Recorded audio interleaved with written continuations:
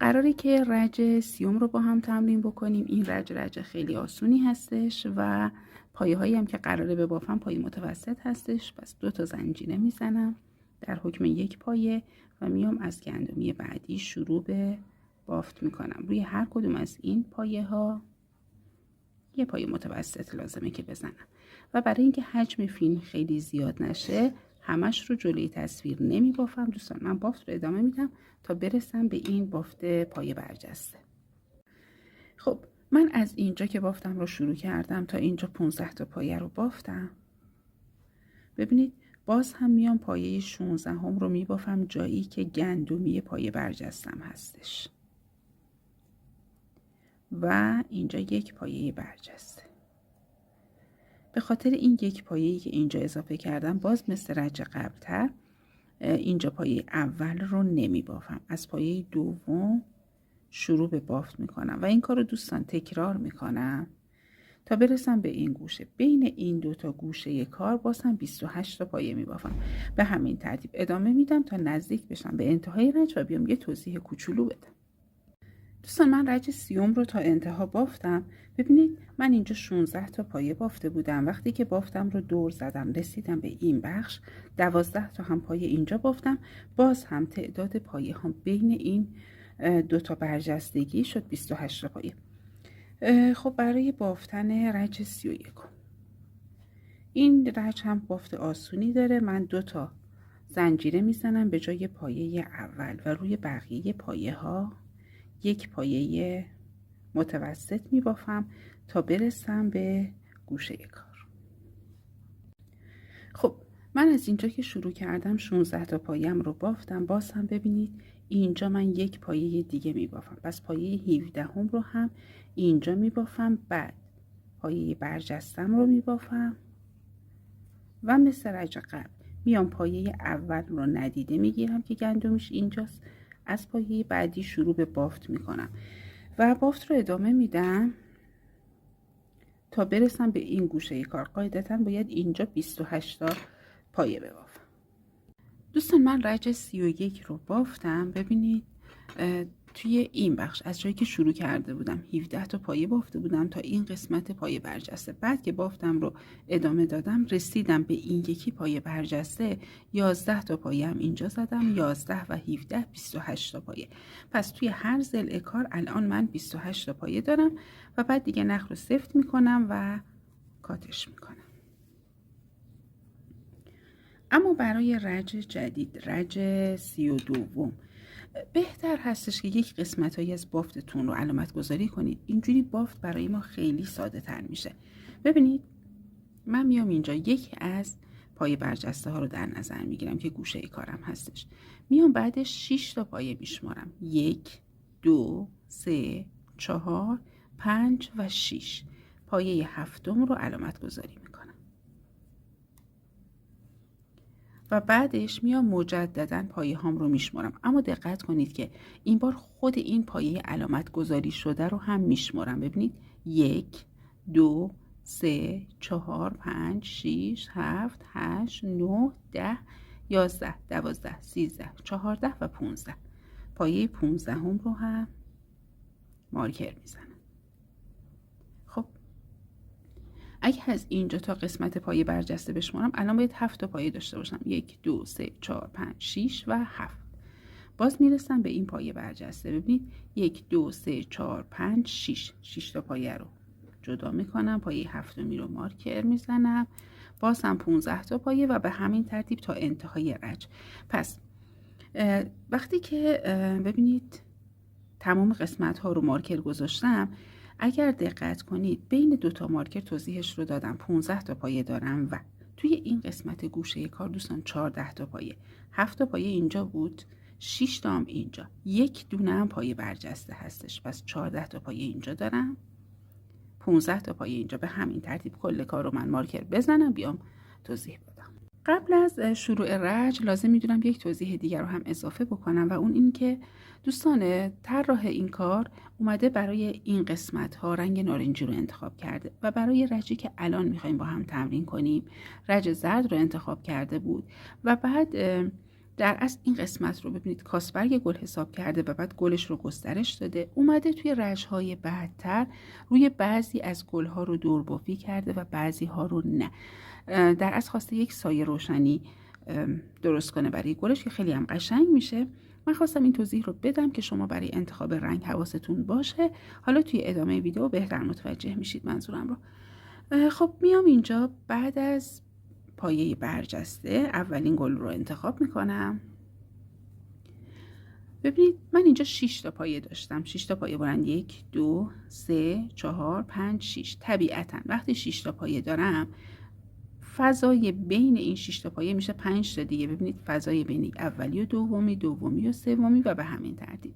من میام این قسمت بین اولی رو دومی رو نادیده میگیرم، از فضای بین دومی و سومی بافتم رو شروع میکنم.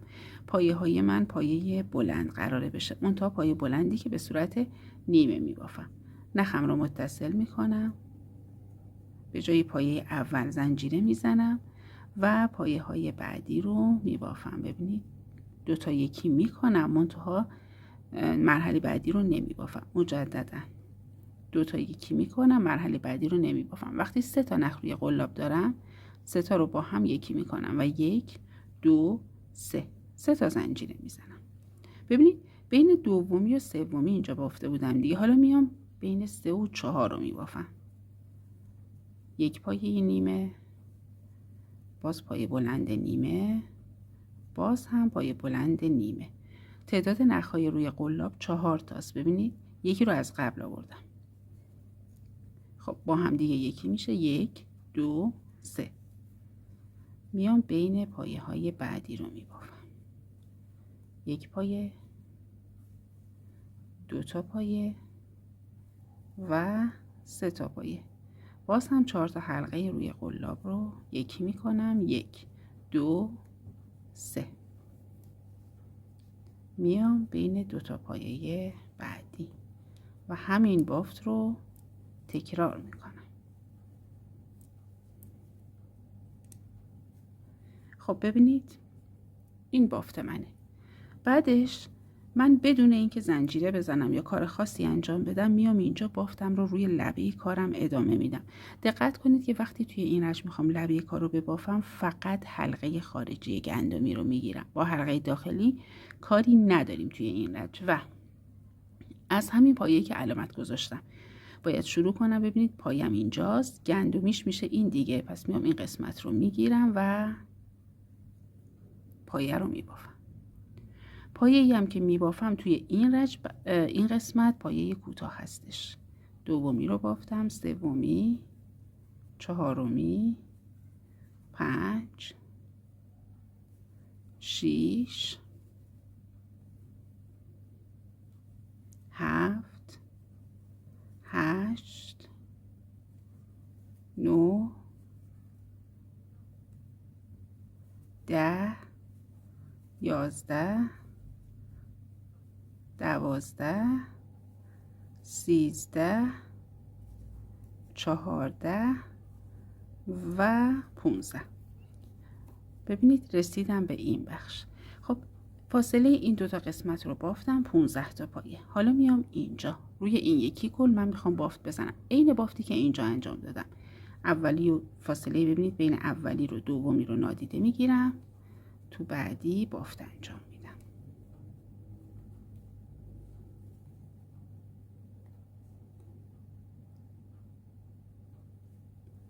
و 4 تا حلقه با هم یکی میشه. 1 2 3. میام بعدی یه پایه نیمه، 2 تا و 3 تا. 1 2 3. میام بعدی 1 2 تا 3 تا. 1 2 3. میام بعدی 1 2 تا و 3 تا. خیلی خوب. این قسمت رو که بافتم دوستان 5 تا زنجیره، 1 2 3 4 5. 5 تا زنجیره میزنم. اینجاها هیچ بافتی لازم نیست انجام میدم. میام این گل رو میبافم دقیقاً بافتی رو که اینجا زدم روی این گل پیاده میکنم و بعد میام باز این قسمت شروع میکنم به بافتن لبه کار تا این بخش و ادامه رنج به همین ترتیب. خب من انتهای رنج هستم. کافیه که اول و آخر رنج رو به هم متصل کنم. دوستان میام اینجا که 3 تا پایه بلند نیمه با هم دیگه یکی شده، قلاب رو میبرم این بخش، نخ میگیرم و بست میزنم.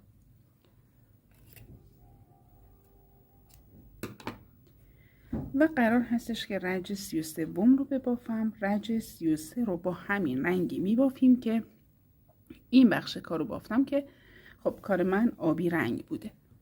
میام این 15 تا پایه ای که با رنگ متفاوت بافتم رو در نظر میگیرم. دوستان من گفته بودم که بافت رو روی یک نخ از گندمی انجام میدیم، پس یک نخ از گندمی هنوز آزاد هستش. پس قلاب رو میبرم این بخش، نخم رو متصل میکنم.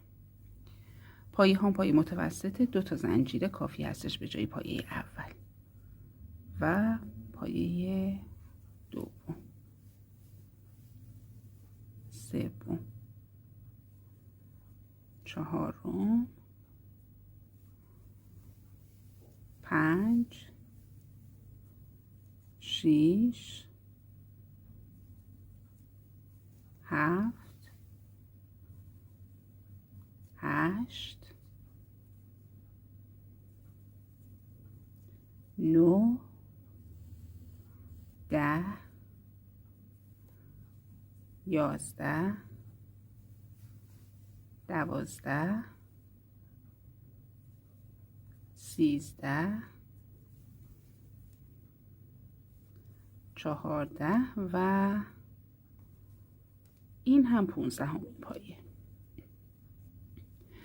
از اینجا به بعد یک مقدار بافت رو باید بیشتر دقت کنید. ببینید من میام یک پایه رها میکنم و بعد روی پایه بعدی بافتم رو انجام میدم، اما قلاب رو باید از این فضا رد کنم. ببینید از اینجا پایه‌ای که بافتم اینه، یک پایه رها میکنم، پایه بعدی رو میگیرم و دوستان ببینید اینجا کل گندمی آزاده و من کل گندمی رو میگیرم، اما بافت رو اینجا انجام نمیدم چون که میخوام این زنجیره هم آزاد باشه. ببینید این پایه‌ای که گفتم رو میارم بیرون و اینجوری میبافمش. خب پایه هم چون پایه متوسط هستش باید نخ بگیرم روی قلاب.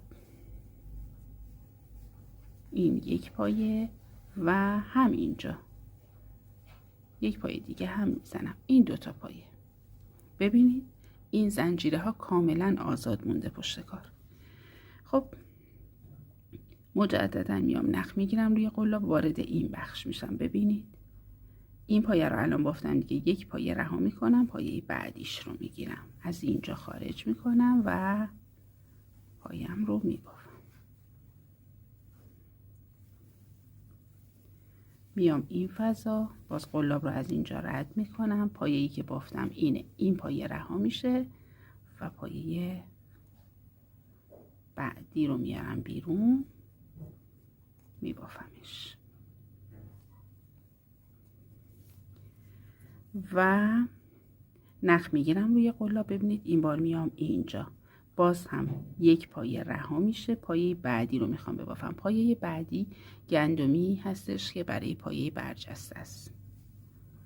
این رو هم 2 بار میبافم، 1 و 2.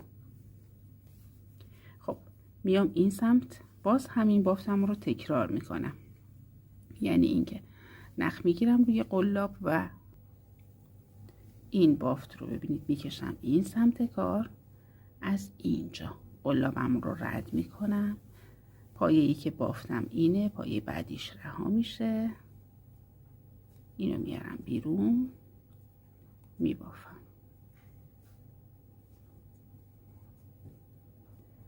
و تکرار بازم.